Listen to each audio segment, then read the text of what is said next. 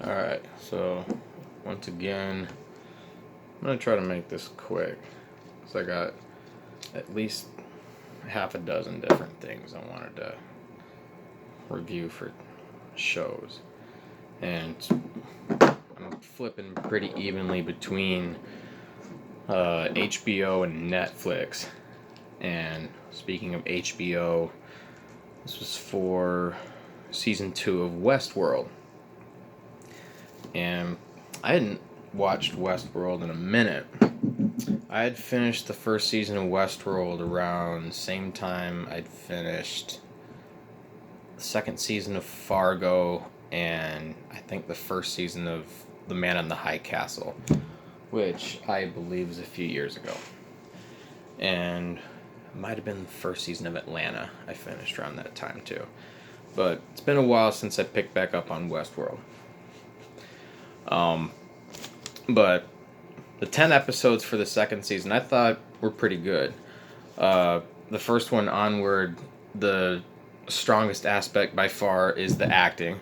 The direction is solid. The storyline gets pretty cool. But the strongest point I think of the whole show is the performances from the cast. I love Evan Rachel Wood in the show. There's really good character development with all the, at least in the first few episodes you're reintroduced because it picks up pretty much right where the first season left off.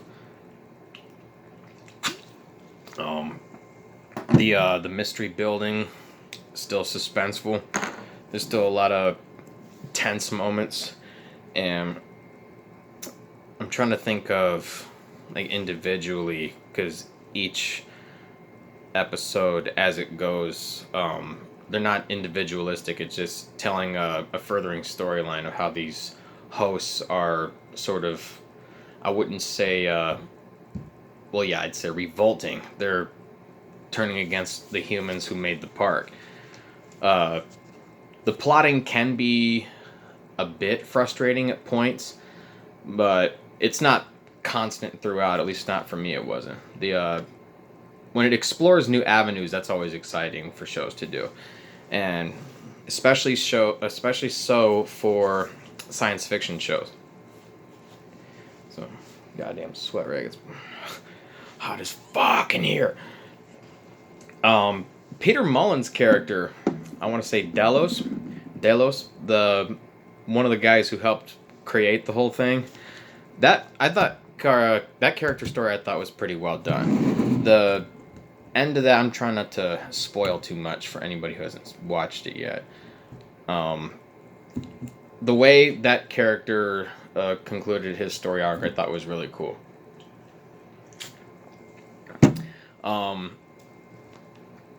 Some of the reveals are legitimately good mindfucks, and then the other ones are just kind of confusing.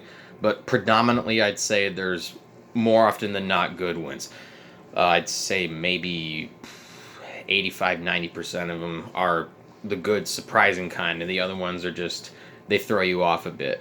I'm not sure about angering, because there are shows that have very baffling narrative decisions that make you raise an eyebrow or just make you sit there and blink and go, what the shit did I just watch?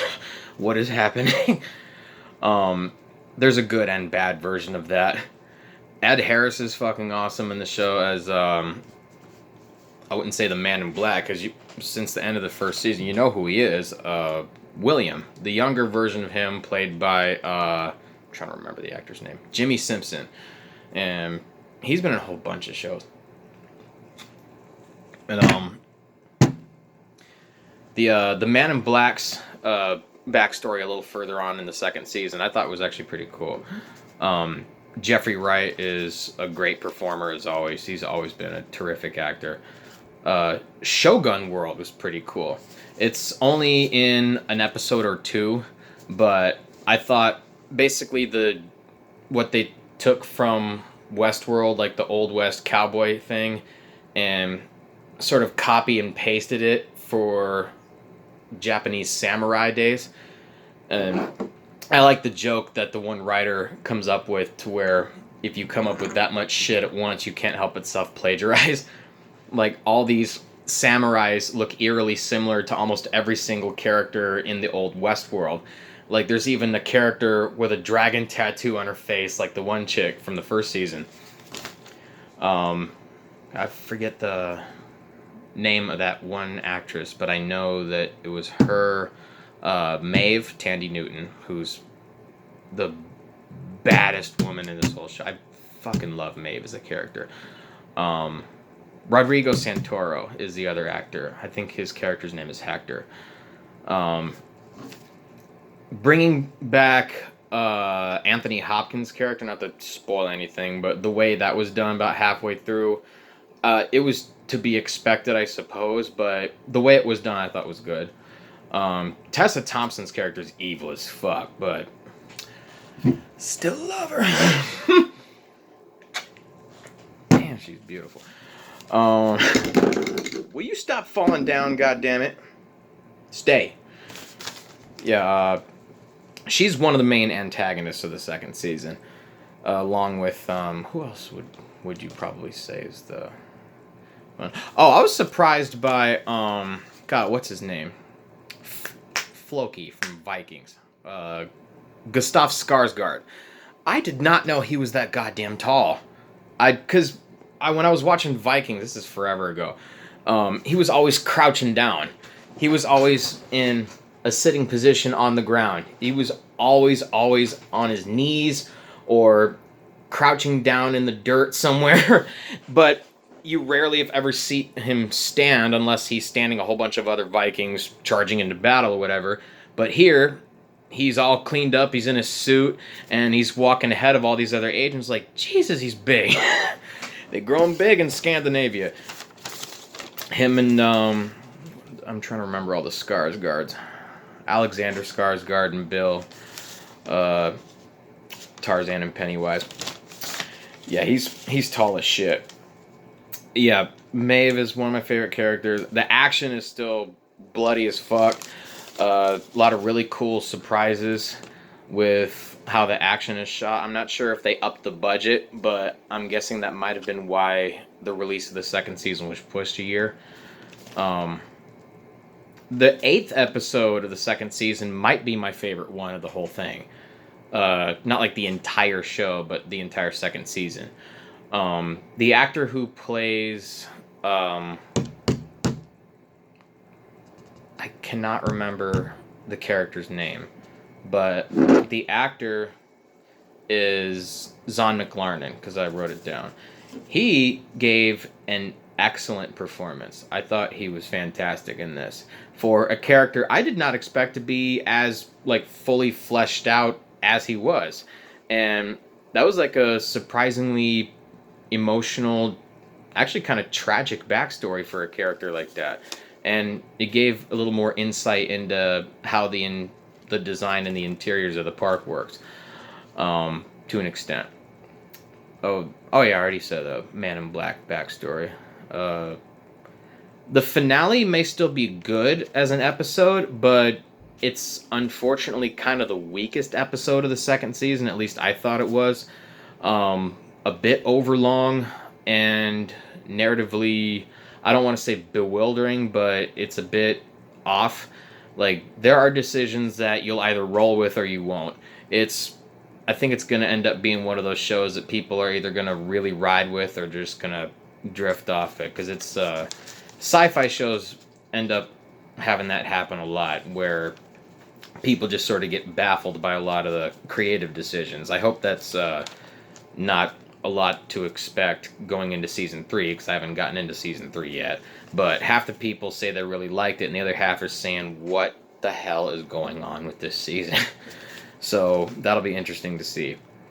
Yeah, the 8th episode was definitely the high point of the season. The finale was kind of... the plot twists vary between fascinating and mildly irritating. They'll either make you go, wow, or they'll make you go, it's very flip-floppy, but still, more often than not, there's really cool moments. I forget which episode it is. I want to say 7th one, but again, sorry for spoiling, but where Teddy, played by James Marsden in the show, he gets retooled and gets basically turned into Psycho Teddy. I wish they had continued that, because that was cool, because they took a really kind of almost very timid, casual, chivalrous, as he kept saying over and over again in the first season, Simpbot 3000. He beat a motherfucker up real bad when they retooled his brain. I really wish they would have kept him in that mode for a lot longer, because the fact that they can restructure all of these machines so easily with like these little tablets, these little high-tech iPad looking things, was like, you can really play around with that. You can really take a lot of these characters and have the potential to either improve or potentially ruin, if you don't do it right, a character's story arc or arcs. Yeah, I like Psycho Teddy. I'm not sure if Dolores is going to end up being like Robo Khaleesi or not, but or technically, I'm not sure who would be that, either her or Maeve, since Maeve can control all the other hosts. She can snap a finger and make all the other robots do what she wants them to do, which another thing they can really play around with. I just started doing the writing pros and cons or whatever the shit for the overall. The acting is award worthy pretty much across the board. Every actor in here is doing it top notch.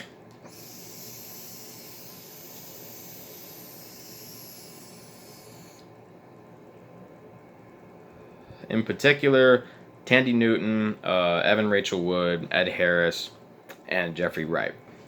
The plot can get a bit confusing. The structure and the pacing stumble a little bit at points, but it's still, there are action scenes that are badass. They look great. The cinematography is gorgeous. It's beautifully shot, and I'm not sure what state they shot the Old West. I'm pretty sure it's Utah, but there's a lot of cool shots to get in there. At times, you're not exactly sure where the narrative thread they're going with is headed exactly, but most of the ways they get there have you intrigued.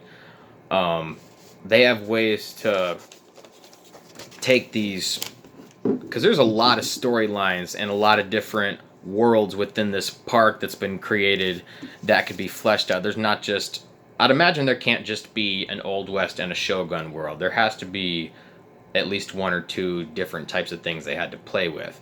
There's different types of android or machine or old world concepts that design-wise might be cool, or they might progress further with the whole uprising angle. But it can be genuinely, sorry, these fucking notes keep blowing all over the place, can be genuinely engrossing and even exciting and quite intense. There are dark, bloody, violent moments, and is to be expected. It's HBO. So yeah, I thought it was pretty cool. It didn't end the strongest, but it did start very strong, and the midsection was damn good. I'm still looking forward to checking out a third season. I think, and I know it's been renewed for a fourth. And I know that the third season, I believe, is not 10 episodes, and it's been shortened to 8. So that'd be a quicker bit of a binge watch. At least with people who have HBO Now or HBO Go or whatever. I've been binge watching quite a bit of HBO stuff. Like I said, flipping between that and Netflix and a whole bunch of shit. Yeah, so overall, for a rating out of 5 stars, it's a solid 4. 4 out of 5.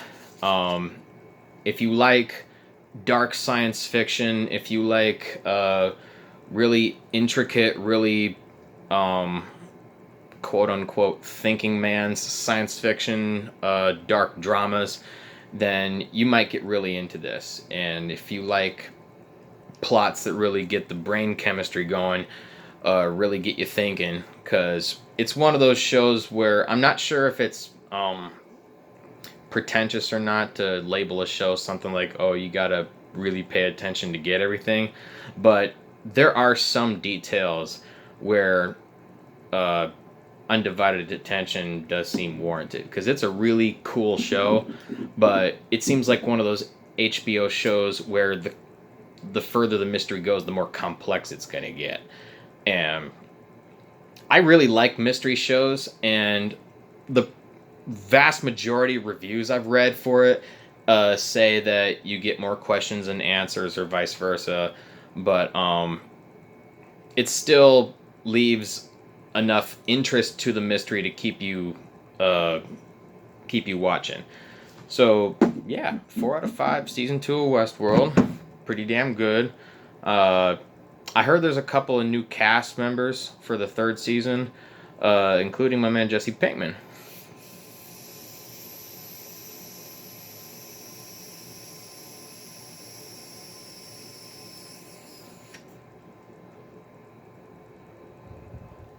So that should be cool. Stay safe, y'all.